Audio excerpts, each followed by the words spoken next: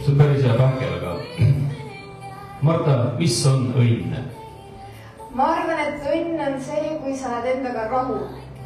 Ja kui sa oled õnnelik, see on tunne. Kõik on hästi. Õnn on see, kui kõik on hästi ja sa oled endaga rahul. Aitäh sulle, Marta!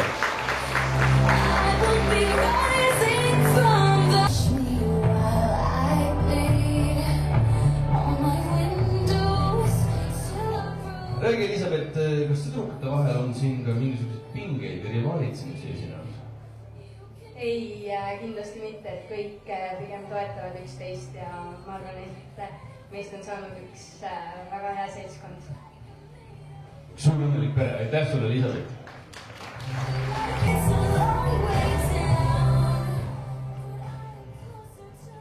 Anni, millised on sinu plaanid pärast keskkooli? Kõigepealt lõpetan ära Kuressaare ametikooli ja siis lähen edasi Tallinnasse hotellimajandust õppima. Aitäh! Anni, Priida!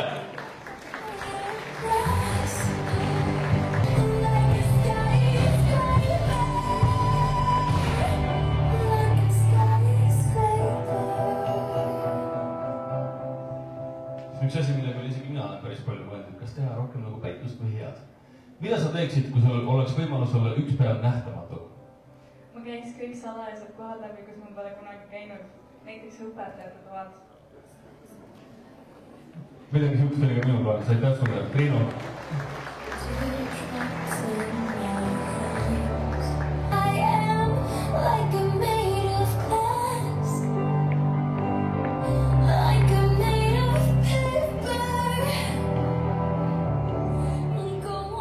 Silvia, räägi, miks üldse peaks valima Saarepillet? Mida ta annab nii teile kui publikule?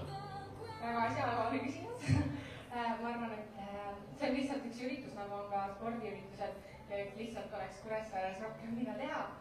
Ja nagu just kirjutaski Liis meie oma kirjas, et see üritus muutub aina rohkem, et see ei ole lihtsalt missivõistlus, et me tuleme siia näitama ennast, et see on palju rohkem ja üldse see seltskond, kes siin on, see on nii tore kõik ja ma arvan, et see on lihtsalt üks lahe üritus, mida peab korraldama.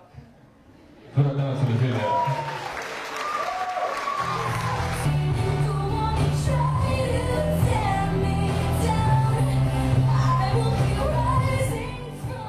Karolin, kui sul oleks ühel päeval võimalus olla keski või miski teine, kes või mis sa oleksid? Tahaksin olla liblikas, siis saaks lennata ükskõik kuhu ja näha maailma ükskõik kust ja ennast hästi värviline ja liblikas. Liblikud on väärad, aitäh sulle! Karolin!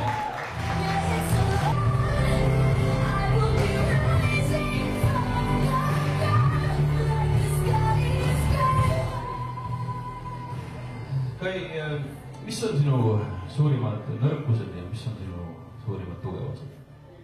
Ma arvan, et minu tugevam külg on minu sihikindlus ja mitmekülgsus, sest et ma tegelen väga paljude erinevate asjadega ja kui ma võtan endale mingi eesmärgi, siis ma annan 100%, et see täide viia.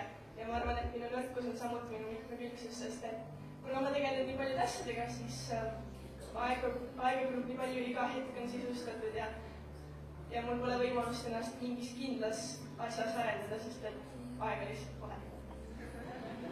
Aitäh, Kai!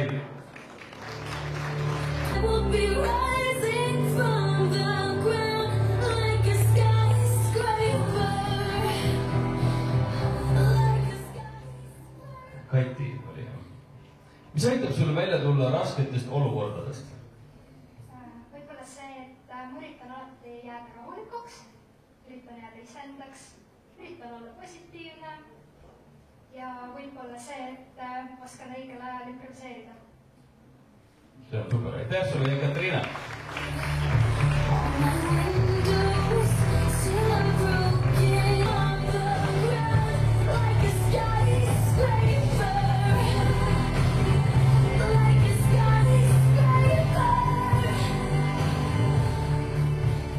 Liina, kuidas on see võistlus sinu elu mõjutanud?